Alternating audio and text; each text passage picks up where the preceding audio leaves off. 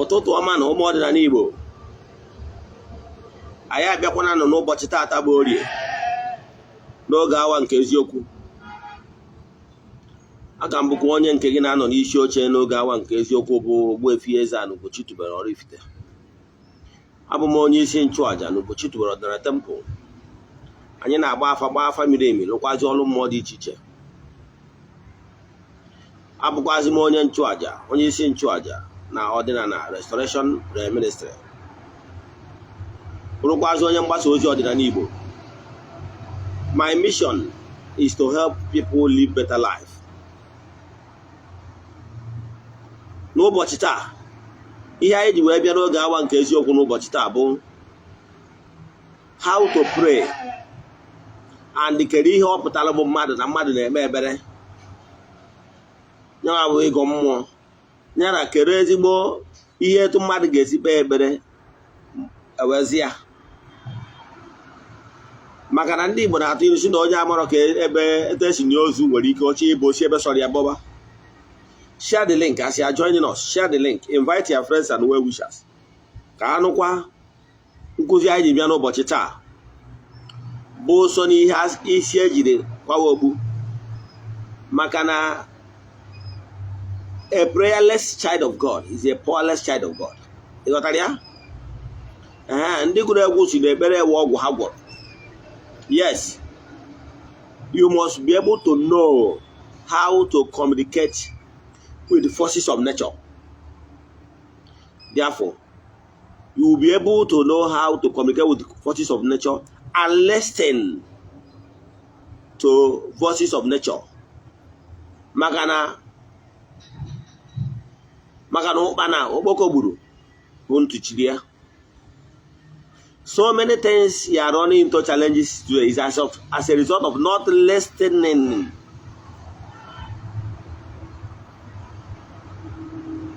Kamarad. Oh, one had about St. Paul of Tarsus. Yes, now Kondo Kobia. Oh, boy, Nazabu Paul, Metazawa Saul. Oh, when Nazabu Saul, Metazawa Paul. Yes. Oh, boy, Neje Obumado. Na-aga n'ebe dị iche iche na-egbu ndị mmadụ dị iche iche maka ihi enweghị ofu nkwekọrịta okwukwe. N'otu ụbọchị ọ na-achọ ka o jekwa ụjọ ije gbu mmadụ n'ụdị na ya na-edifendị okpukpere. A gwara ngị na igbu mmadụ enwero justification, onwero reason. Yes, onwero reason ị ga-eji sị ka igbuo mmadụ ka onye ahụ iwee fọsụ onye anwa ikwenye n'okpukpere gị. N'agbanyeghịkwa na ndị ụka ọbịa na during the dark era they murdered a lot of people, including ndị ha mesisiel mee na ha bụ sent taa. Jee gụọ history of during the dark era na ndị ụka ọbịa, ndị ụka Rom, ka ịma na ha gburu ndị mmadụ mgbe anwa ebe ha na-atara ka ha fọsụọ ndị ọzọ ka ha kwenye, maka na mgbe anwa ha nọ n'ọchịchị. Yes, asị onye ọbụla onye gba ha ji nwecha ma anatima na ọ bụrụ na isi na ihe ha kwuru ma ọ bụrụ onye isi ha kwuru wuo nna. Asị na pope n'isi ya bụ nna. Yes, meaning nna, father. The papacy, you move against the doctrine, you be killed. You understand? Ụfọdụ ka egburu because na ha protest against the holy church. I didn't make all those things. So ọ bụrụ na iso na ndị na-anụ ọgụ okwukwe ka igbuo mmadụ ka i wee justify ya, i nwere justification at all, because murder it remains murder. Ghọtara ya? So ihe a bụ ihe merenụ. So St. Paul of Tarsus wee bụrụ na ọ na-eje ụdị ọgụ a, mana dị ụtọ na ọ dị anya mmụọ ntị, ọ dị anya forces of nature, mana animistic, that is the horse in o ji eje ọgụ. They connected. They can na ndị mmadụ na mgbe ụfọdụ those animistics, those animals na aka dị more connected to the nature, because na mpụ na ọtọ mmadụ ụmụ nke ndụ na-eme kịta ụmụ anụmanụ na-emeri ya. They still listen to the forces of nature. They are still closer to forces of nature. Ọ ya ga nji agwa gị mgbe ụfọdụ ị na-achụrụ mmadụ aja chụkwara ụmụ anụmanụ. Yes, because you need their intercession. They need to intercede on your case. You know what I mean? Oh, yeah, but I don't know. You know what? We do sacrifice to both the animistic and to human. Yes, because I am now those animals, most of them are very matured and pure. Don't overlook them. Don't say that what do you have na chukwu kere do useless. Echefukwana na akwụkwọ ndị ụka ọbịa na-ekwu na enwere ihe anọ dị ndụ. So ka ị ghara ide filu n'ọsọ mmadụ nọ na throne of grace. Enwere ihe anọ dị ndụ.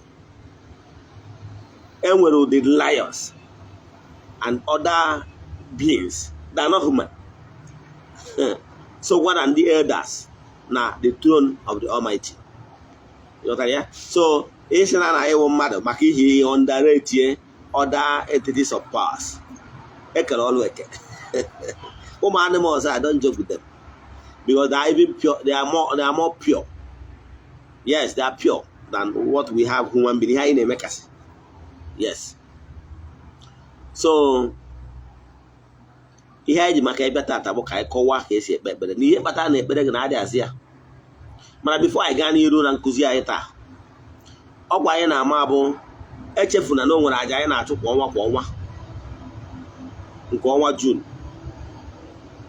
O bidogo na 6th.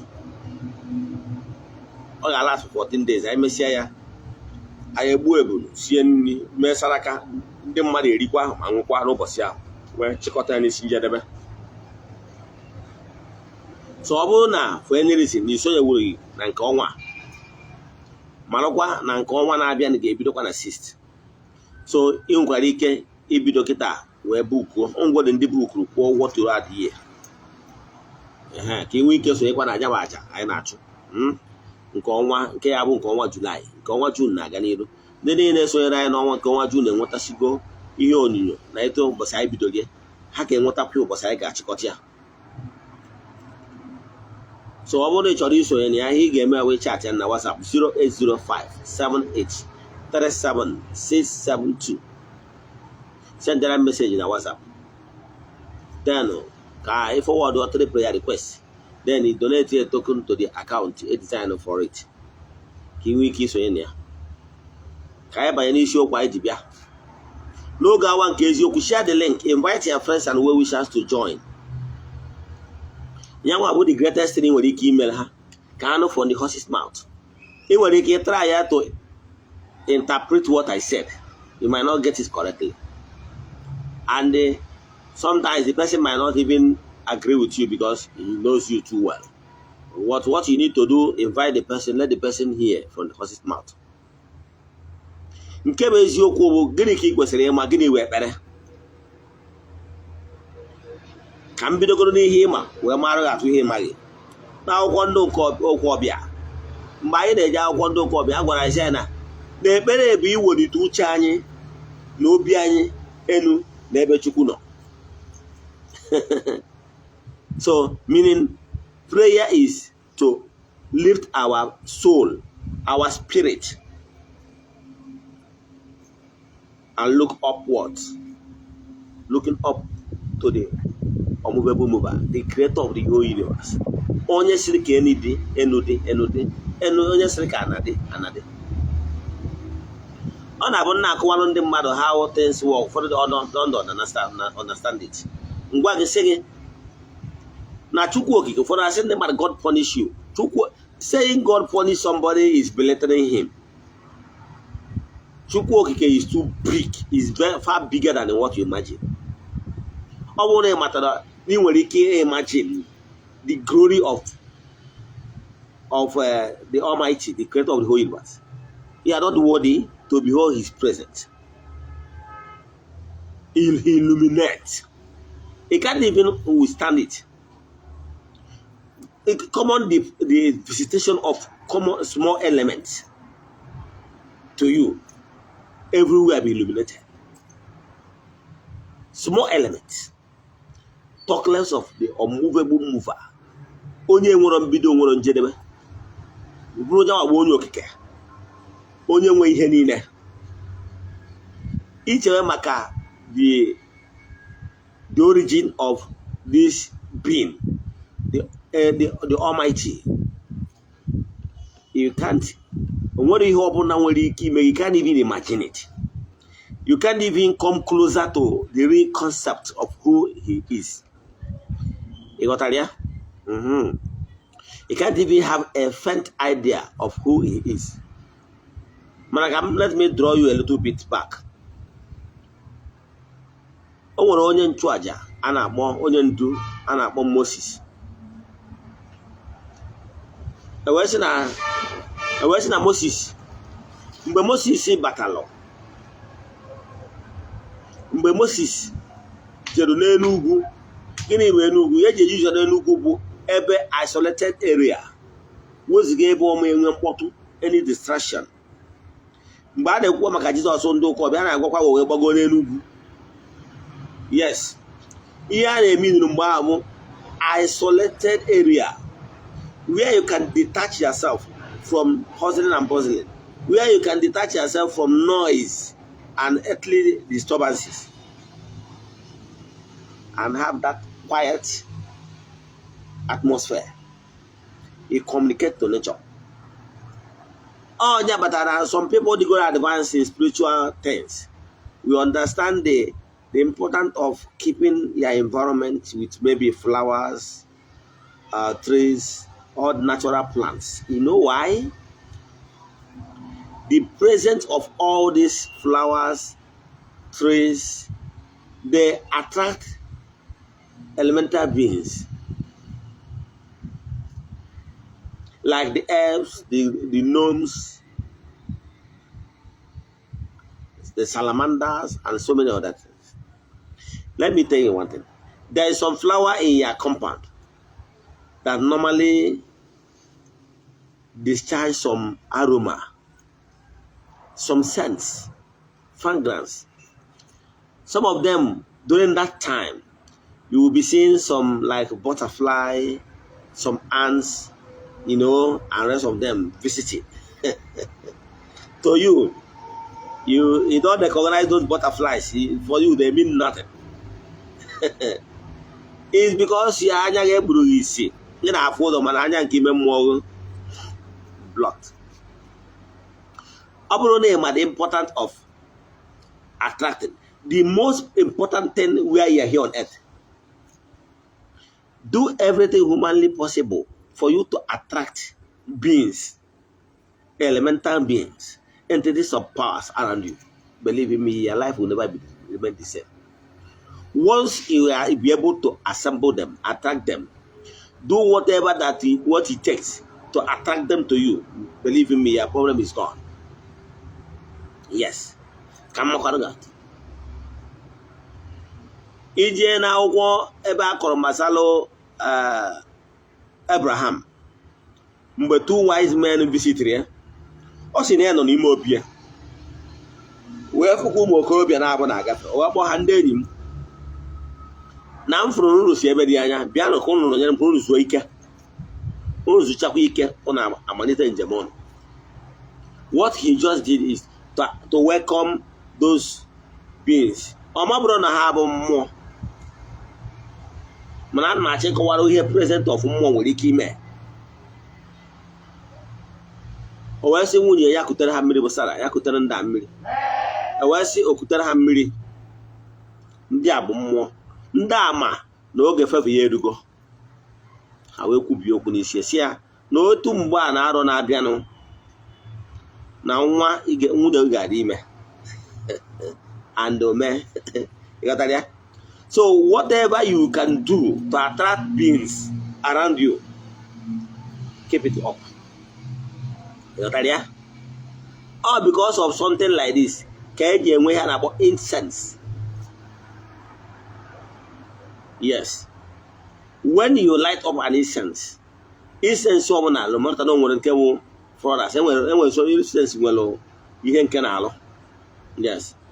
Ihe nke ji alụ nke ọ na-alụ bụ na ahịfịa na mgbọrọgwụ ọ bụ na-eji mee nke nwere ndị anjelu nke Chukwu ndị o nwere something in common ndị ọ na-atrata etu a flower dị iche iche si atrata different beings. Etu aka incense attractor.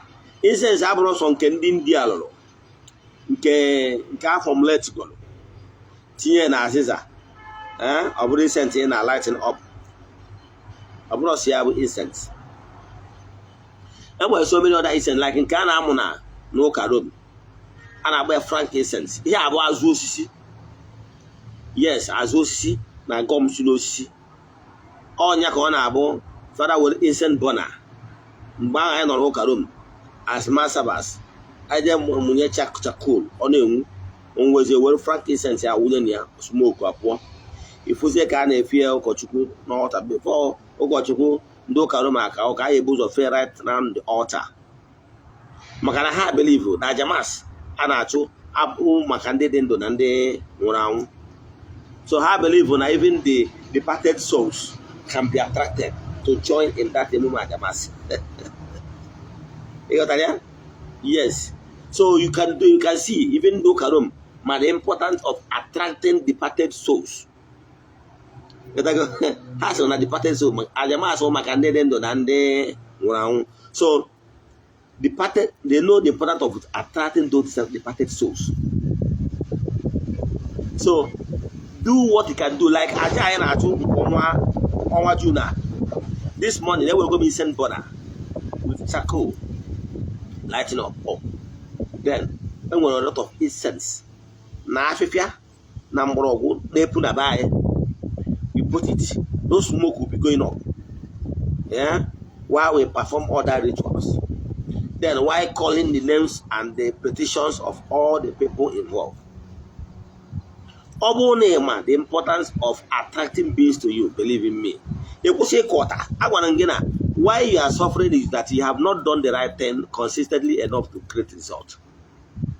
We are living in a world where whatever is so is what you read. Garbage in, garbage out. Galatian system. Man, your problem.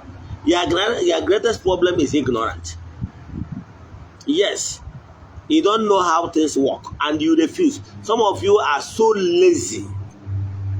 You want to give a lot more. You want to give a go for. What is your real problem? Your real problem is laziness. Your real problem is mentality in the Okobia. It's a man of Canada. One man another. No. Here more get to bless the work of your hands. Man, there were so many ways. There were so many ways. Yes. In whatever you are doing, you must develop that your spiritual strength first. Very important. In 24 hours, stop watching Telemungo if you have not done your morning spiritual exercise or even night spiritual exercise. You must create a time for your spiritual exercise. It could be in the morning, it could be in the afternoon, it could be in the night. But don't tell me that 24 hours you don't even have time for your spiritual exercise. If you don't have time for your spiritual exercise, how do you recharge your spiritual strength? How? How do you energize your entire made? How? How do you get inspiration? How do you create? I don't really understand. You rely solely yes, but I will tell you the most important thing that will really help you. Owelo aja onye ntu aja nwere ike chụrụ gị. Yes, kwubieru onye okwu. Onye ntu aja abụrụ onye na-eme. Yes, ma akọwado ihe with the meaning of prayer. Onye ka anyị na-ekwu. Jesus ndị ụka ọbịa did not solve all the problem of people he met on ground when he was alive. Even if you to go to the story of the Ndokobia na Bofun, he did not solve all the problem of people living that time. He did not. Because his work is only to intercede on their behalf. Then intercede on her behalf, where you're the supernatural power who is God Almighty, will be present to have mercy. Oh no, God said, "Nabara n'ihi na ha amaghị ha na-eme." O jiri ike aka nke ya ma gbaghara. He intercede. Even mgbe ọ na-ekwubi okwu ka uchi dị mmadụ, onye ọhụrụ ya wee ikwubi okwu si nwa m ya dịrị gị mma, ka onye ọbụla nwe onye nchụaja ga-ekwubi n'isi gị. Ị ghọtara ya? Mana anya wee dịzi mma bụ si n'aka gị. How you prepare your inner being. You must prepare your inner being. Ana m agwa ụdị etu ọ ga-esi wee karị gị mma, especially when you are broke. O nwere one thing you don't know. Ọ bụrụ na agbasịala gị afa, ị nwee ego iji achụ aja, nwanne chụba aja na aja karịrị ọgwụ, chụba aja. It hastens things up. Yes. It hastens things up. But when you don't have money, I'm talking about. Ọ bụrụ na ị nwere ndị ego ha na-eje meeting. Ghọtara ya? Like some meeting ọdịnala ụfọdụ nọ. Ọ bụrụ iwu na m na-attend the whole meeting. Mana ha ma na ụbọchị ọbụla Eze-Ana bịara na enwere ike ọ bụrụ na ga-awa mouth. They will not start calculating ụbọchị ma bịara. Maka na ha ma na ndị very busy. Yes, mana ụbọchị ọbụla m bịara, a ga-ama na mmadụ bịara. So otu akọ dị n'ihe niile. O nwere ọ bụrụ na agbachara afọ ijide the money ịchụba aja satụrụ ụmụ mmụọ dị iche iche na-agbaghị ụgwọ. Do it na onye kwụ ụgwọ o ji nwere onwe. But I'm talking to people that are so broke, or people maybe you are not really financially strong that time. You can do some while you augment here, complement it with other minor rituals, which you can do yourself. Ndị na-agwakarị okwu ndị need services of or a priest, onye nchụaja, bụ more especially ndị nọ ebe dị anya, ndị nọ outside the country, ndị nọ obodo nwere ike nọ na country mana ọ na-Abuja, ọ nọ Port Harcourt, ọ nọ ebe dị iche iche, ebe o nwere ike practice some of these things n'onwe ya. Ọ ndị dị etu abụ ndị mkpa onye nchụaja dị nnukwute mkpa, because they are really handicapped. They can't do everything. Even if when they want to do, they will not even to get those urges, to get all those things or maybe to have conducive environment to do all these things. But ịma na onwe ndị n'obodo oyibo nwere ike iji aka agụta wọk ọgbụ ịma. Ụdị ndị dị etu abụ ndị na-ediri onye nchụaja. Yes, based on their condition. Then anaghị ekwubisi okwu n'ihu, a na-agwazi ezumezu mmụọ na mgbe ọbụla ha batakwara ha ga-abịakwa ikuku mmụọ ekwusa ha. Ọ ndị dị etu abụ ndị na-ediri onye nchụaja full time. Mana gị nwa onye nọ na Nigeria, ị nọ be nna gị, mana since nna akụzi ihe isi bụrụ ka ị practice by those things. Ịgba na onye riri ga-eri, ijiri ego ị ajụ ọgajụ ọchịcha, ị nwere ego iji alụ ọrụ, ị nwere ọkwa ego iji eme rituals, ị nwere ọkwa ego iji eme minor rituals a na-akụzi. Ị nwere ike ime ya one day kwụsị. No, it might take some time based on the entanglement. Ebe ndị itigoro aka mmụọ dị iche iche na-agbaghị ụgwọ, you have to appease them. It's a gradual thing. It might take longer. Like when they are all within days, every testimony. When they are all within weeks. When they were all 3 weeks or even 1 month, depending on the entanglement, the process that appealing we undergo. Etu ọghọdị o nwere onye ya wee mejọ fọgụnwa inweta mgbaghara ya nwere ike ọ bụrụ na list ebugo on so many toes. You have to still go around meet onye a kpọta onye ma onye a wee nwee ike wee so ya wee je your lead for your behalf. Etu a ka ọ dị n'ọrụ mmụọ ya adịghị na ọsọ, especially when you don't have money. Agwa m ndị mmadụ, if you don't have money, Go over for 21 days. You can't video maybe nkuziri. Eto esi go over for 21 days. Akwa kwa moto ndị mmadụ etu ị ga-esi wee yuzuo akwụkwọ English ma ọ bụ na ị nọ n'ime village ebe ihe nweta wuye. Then ma ọ bụ na ị yuzuru broom etu ị ga-esi wee yuzuo so ọjị wee jụcha broom. Yuzuo ya broom wee zap all the negative energy dị na ya room. Na etu ị ga-esi wee purify ya using also ọjị na nnu. Gwagwa again na you have to always purify your inner being. Don't be thinking evil, because once you are thinking evil, you are attracting evil. All those things are preparation for prayer. You got that?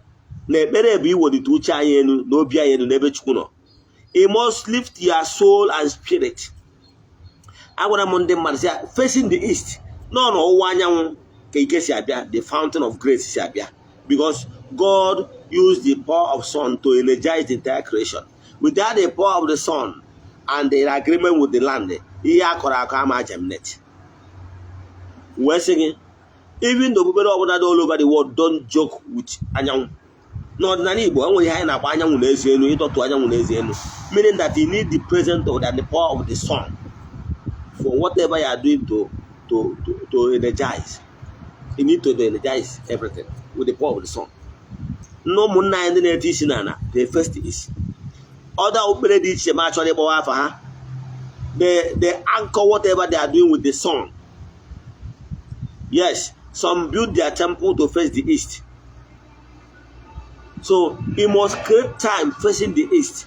Oge jabi ekubioku, oge jabi analike, oge jabi meditation, oge actually more pondering. You know that there is power in pondering. And when you get on certain things, you ponder over it. As you ponder over it, the thing is getting some momentum. It's gathering some spiritual strength. Oh yeah, but I now want to copy and I got to say number one many osidetua or not chigaria no pia. Have you noticed the power of pondering something?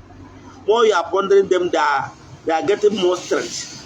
Their problem is that you do not know about how things work spiritually, and that's why you are suffering. And I want to give pay attention. You will not pay attention. You are in a hurry. You are in a hurry to change some certain things, which doesn't work that way. It depends on how things and the entanglement, how far you have gone. So take it easy. Some people, their challenges will even last months. Yes, that is fact. Some people, their challenges you are facing today because of the entanglement, the level of entanglement, you need to untangle yourself. So for that reason, you need to keep on doing the right thing consistently enough to create massive results. All he was remember. So create time for your spiritual exercise. Also over and over. Create 5, 10, 15 minutes, 20 minutes out of your 24 hours. That time face the east. It could be in the night, but locate the east from your room. You have 4 corners of your room will side face the east. I want to get here, Simatia. A potan you learn or toto. Etua. A mother bounce your charity and a begging around 9, 10. Mother bounce your charity. Side down one your charity east. So, by any medal give face at that particular side.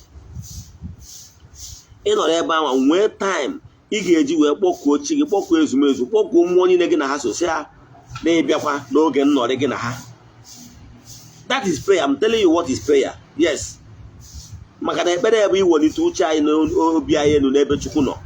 So why you need quiet place and a quiet time is a better is it will do chair and obi, that is lift up your soul and spirit. So therefore you need a quiet environment. You don't need distraction.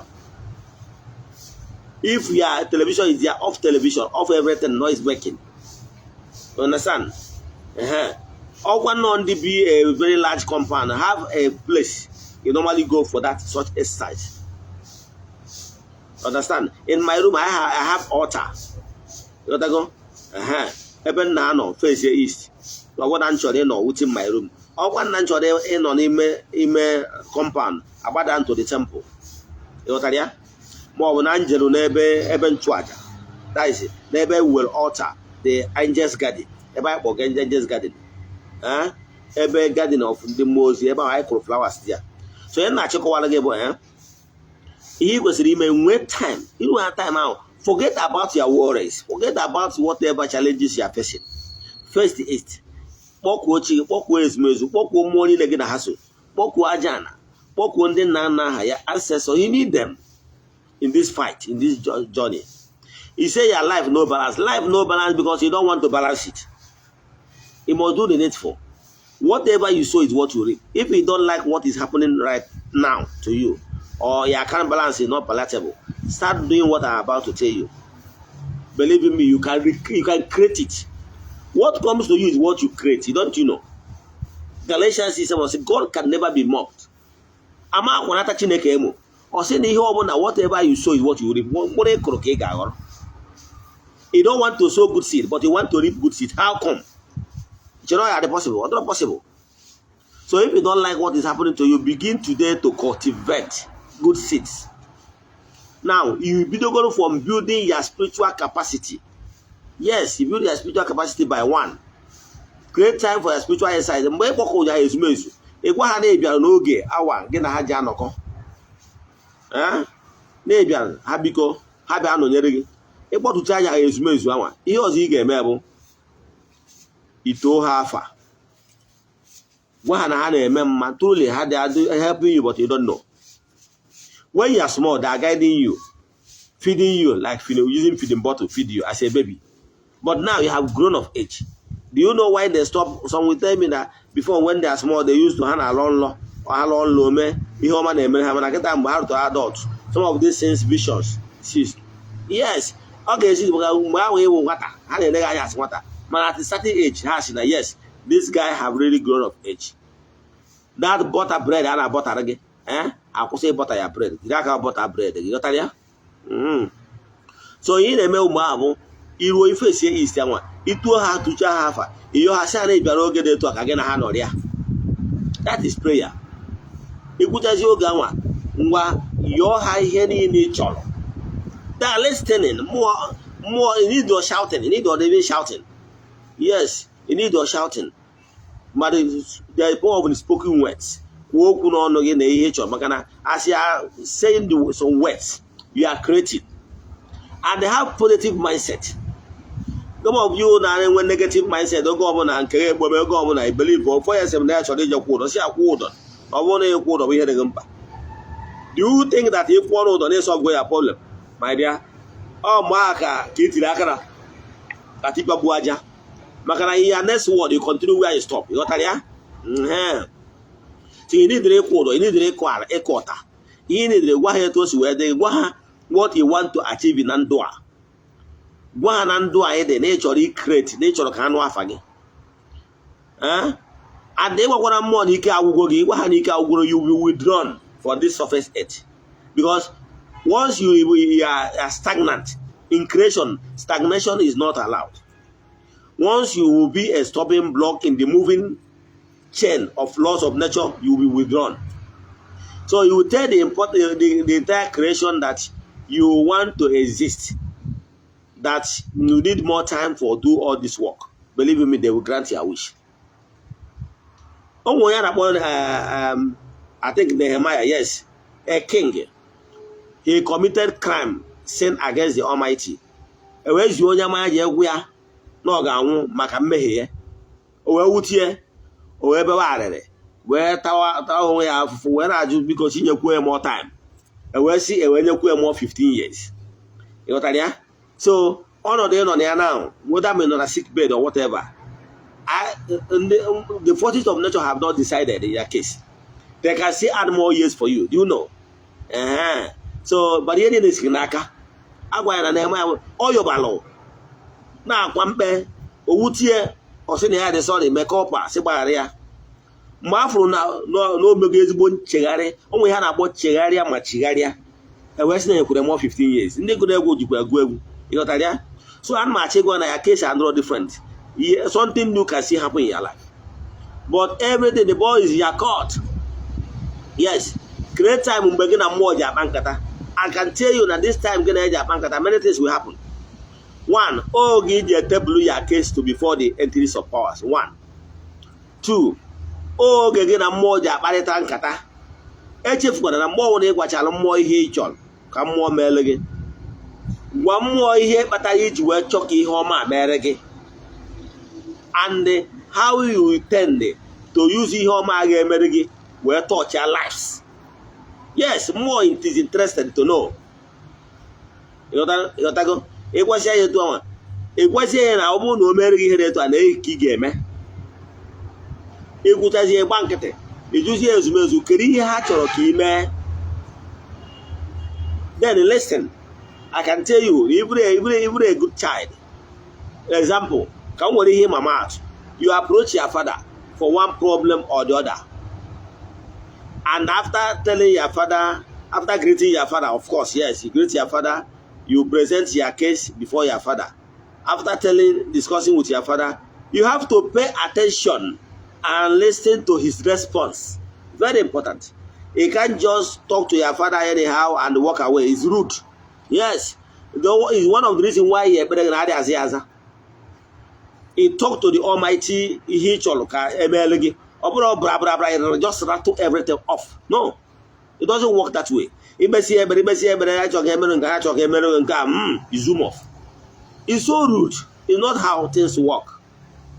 After talking to your father, after talking to the entities of powers, your friends and and whatever, and each working and each one, then pay attention and ask them, very important. In fact, I go for more, whether I go for more, I want to know the same thing. May I go more because I took more. Oh, you did not care. We don't want to be the one on Jenebe. Now, when I got here, when I worship here, on your way, come more, you can tell number one on your come more. Now, my way, coach, I do a clean hit or come pay attention. During my time, during my spiritual exercise, I'm going to become Kusia. I will go and the facing my altar. Kusia, I seem to carry you to come. I want to get it. You listen to your inner being. Only had about intuition, perception. That's your tiny voice now that I know. Yes. O nwere ebe ị ga-eguru orie ifu na ọ dịwa louder. O nwere ebe ị ga-eguru obi ọ dịwa very accurate. O nwere ebe ị ga-eguru orie nwa obi ugwu anaghị na ihe a ga-eme ome. Etu a nnọkịta, o nwere mgbe mma anọkịta etu a, ọ daa m n'obi, ncheta onye dị etu a. Izi anyị na onye akpọ na phone ma na onye akpọ walking ma na onye abatala. Ịghọtara ya? O nwere ike nnọgide taa asị m oke ngwa m si ebe apụ, esi m ebe apụ, and si ebe apụ ihe eme. Yes, once you start listening to your intuition perception, believe in me, it's another plus. Because that is your spirit guide. So here na chekwa listen to your inner being. I nwere ike ịnọ n'ọnọdụ dị etu a. Ọ bụrụ na iso na ndị nwere ihe na-agba enwere clairvoyance, enwere clairvoyance. Enwere clairvoyance na-enwere ndị na-anụ anụ, nwee ndị na-afụ afụ. Mgbe a ka ị nwere ike ọ bụrụ na ịfọlụ within ndị clairvoyance, efu ụzọ ọgwa ndị na-anụ anụ ịnụba ya. Ọgwa ndị fọlụ wute ndị na-afụ ụzọ ị nwere ike ịnọgide tụ ihe a na-akpọ trance. Ọ dịka ụlọ eburu gị, ụlọ abụrụ gị bido fụwa dịtị na ọ dịka picture. O nwere ike last for maybe 2 minutes, 3 minutes, or that last too long. But believe in me, if it's me, once I'm for ihe na trance, it will happen within some days or weeks maximum. Abụrụ m onye na-alụkarị nlọ mana nlọ na-eme mana nlọ m ụwụ na nlọ nke bụ nlọ ịma na ọ ga-ebido from beginning to end. When I wake up, I will remember all. It will happen. Yes.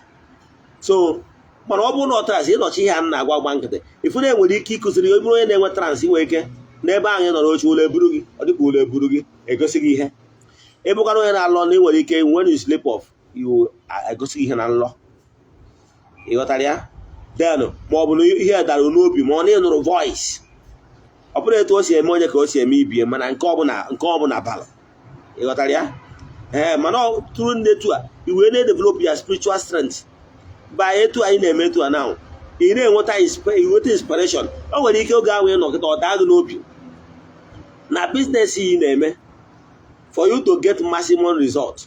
Ngwa, can't you adapt this one? Can't you add this? Or can't you upgrade? If you need what I had about inspiration, do you know that ndị ọcha abịa nna anyarị abịa bụkọrọ entities of powers anyị nwegasịrị like arụsị nwegasịrị aba anyị, they use it for inspiration and so many other things. So if you are before a deity or an entity of power, or your ezumezu, they can show you an insight of what will change your life for good. You know why you are suffering? Because you have not done the right those things. It can be mindset in Dokobia. In one time. Ihe ndị a na-akụzi bụ ihe dị bụ n'ọdịnala Igbo mgbe gburugburu onye bata na ịbịago n'okwu mmụọ a ga-asị gị silent, no noise. Yes, because that tụrụ anya na ebe a na ebe ya nọ quietly wee listen to inspiration. Onye bata na ịbịa n'okwu mmụọ ị ga-afụgasị trees and the rest of them. That all is made. Mana ihe batara na mgbe ahụ bụ na nkụzi ọdịnala was never written. Ederi ya edosis ede. And because of na ndị ụka ọbịa bịa aka ọtụọ ndị be anyị, that esi na nkụzi maka nkụzi ọdịnala mgbe mbụ bụ from mouth to mouth. Ihe nna gwara nwa ya esi na nna ya nụrụ ihe dị etu a n'ọnụ nna ya. Mana emekọtazi ụmụazị wee ndị ụka ọbịa wee kụziere ụmụazị ka esi enupụ nne na nna isi. Ụmụaka wee bido jewe ụka ọbịa wee jụ na ha amaghị nna ha na-agbazie Okonkwo bịa ka anyị mee ka esi emekwa akparị ọmụmụ dị na be anyị ma ọ ka emekwa ndị ichie. Ọsị mpara ya eme n'ihe ahụ ikpere arụsị o jewara onwe ya. Nwoke mmadụ tiketazie mgbu obicha ndị ya ọ pass ya on. Then Okonkwo ya bigo become a father tomorrow. Okonkwo enwe ozi nke ọma ọ ya agwa ụmụ ya. Ọ ihe mere nụ wee kọtụọ ụmụ generation anyị na generation tọrọ anyị nwa off from knowing that eziokwu agha na-esi n'ọdịnala n'aka nna wee banye n'aka nna. Ịghọtara ya? Na-esi n'aka nna banye n'aka nwa wee kọtụọ off. Mana ihe mere ndokọ anya ji wee deto abụ na ha na-epu utu nke ha in writing.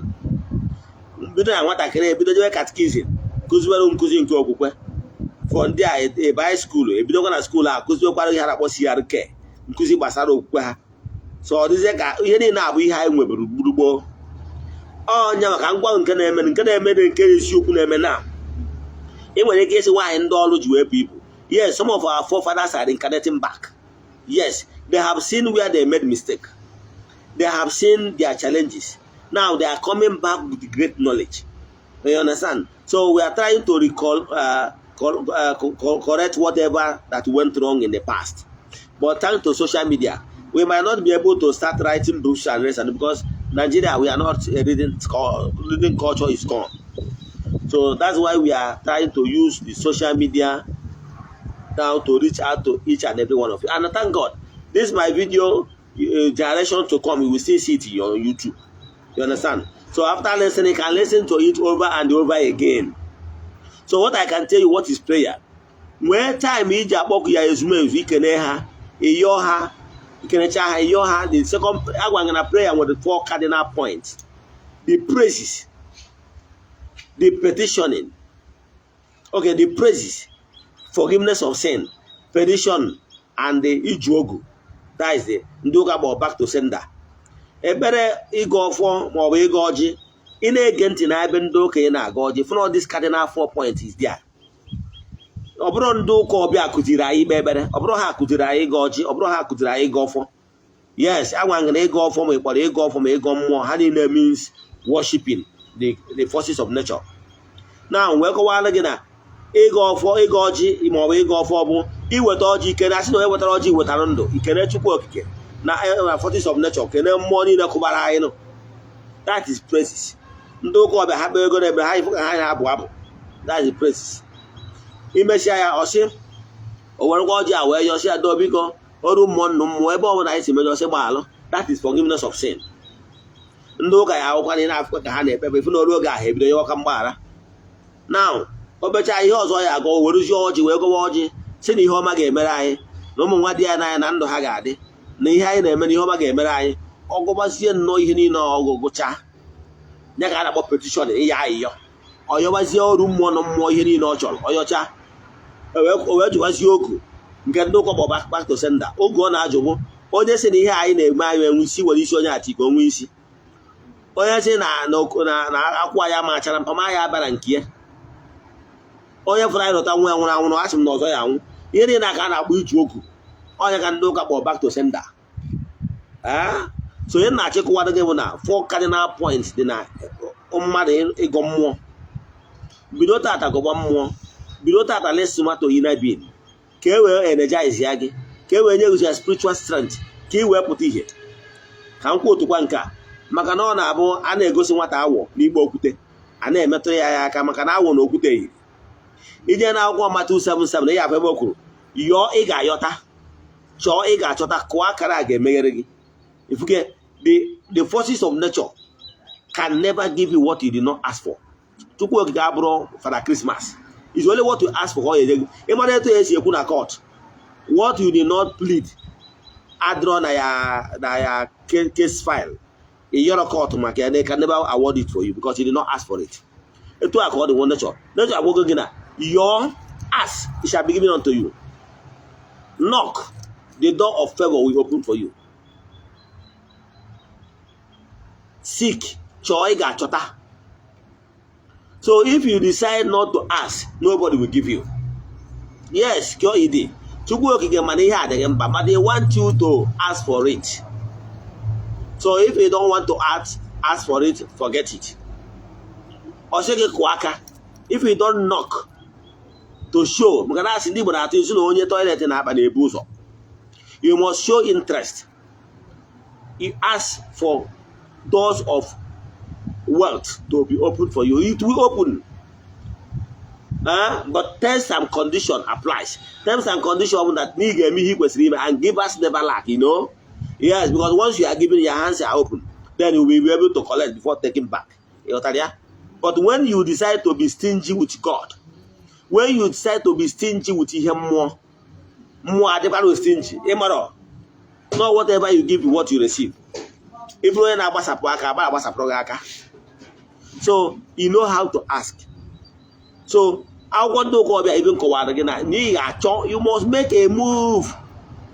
You must say enough is enough with this challenges I'm facing now. You must get angry with your condition that is not palatable.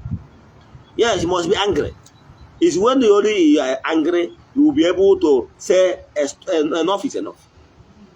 So you will be angry with whatever that is happening to you that is not palatable. And they apply what he needs, the needful, do the needful for you to change things. So you can find